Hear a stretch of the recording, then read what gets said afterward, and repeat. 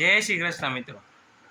આજે જીવનની બારે બુદ્ધિ હોરે હાન આવે તો આવે નકર જાય, બરાબર ને નાની માં? હે હે બોલો। એટલે મારે કહેવાનો મતલબ શું છે કે અમુક વાર આપણે ઘર પરિવારના વ્યક્તિને, જાણીતા વ્યક્તિને, આજુબાજુમાં રહેતા વ્યક્તિને જાણી જોઈને જો આપણે એને હેરાન કરતા હોય આપણા કર્મથી, અને આપને ખબર એ હોય કે હું આને દુઃખી કરું છું, હું આમ કરી તો આમ થાય, જો એને દુઃખ લાગશે, જો તમે સભાનતામાં હોય, જો જાણી જોઈને કરતા હોય ને તો રહેવા દેજો મિત્રો। કારણ કે કરેલા કર્મના બદલા હે નાનીમાં એવી જ રીતે જો કરતા હોય તો સભાન થઈ જાજો। શું કામ? હજી તો કળિયુગ ચાલુ નથી થયું ને કળિયુગની હજી અસરે નથી।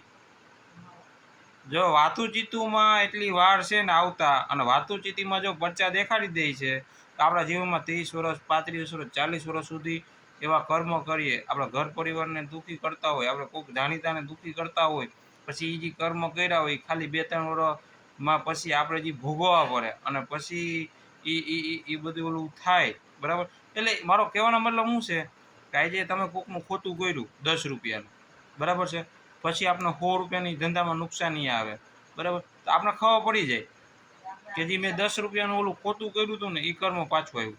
આપણે કોઈ વ્યક્તિને વ્યક્તિગત નથી કીધા કે આને કાળો ધોરો કીધો હતો એટલે આવી રીતે થયું। તો કહેવાનો મતલબ શું છે, જે આપણે કર્મ કરીએ છીએ ને, અને આ તો બહુ આધુનિક જમાનો છે, જે રીતે એક ચાપ દબાવવાથી આપણું કામ થઈ જતું હોય, તો જે રીતે આપણે કર્મ કર્યા હોય ને એ પણ પાછા આવી જ જાય છે 100%। दूसरों का दुख दूर करने वाले तेरे दुख दूर करेंगे राम। એટલે કોઈને દુઃખી કરોમાં, કોઈના કામ કરો, જો તમે દુનિયામાં કામ કરશો ને તો જ તમે યાદદાર રહેવો। બાકી રાતે 9 વાગે ખીચડી ખાઈને સુઈ જાઓ ને અને કોઈને કામ નહીં આવો ને તો તમારું સમાજમાં બીજે ક્યાંય ઉલ્લેખ થવામાં નહીં આવે। માણસ સારો ખરાબ એ નથી જોતા, કયો વ્યક્તિ કેટલાને કેટલો કામ આવ્યો એ મહત્વનું છે, બાકી આ દુનિયામાં કંઈ મહત્વનું નથી।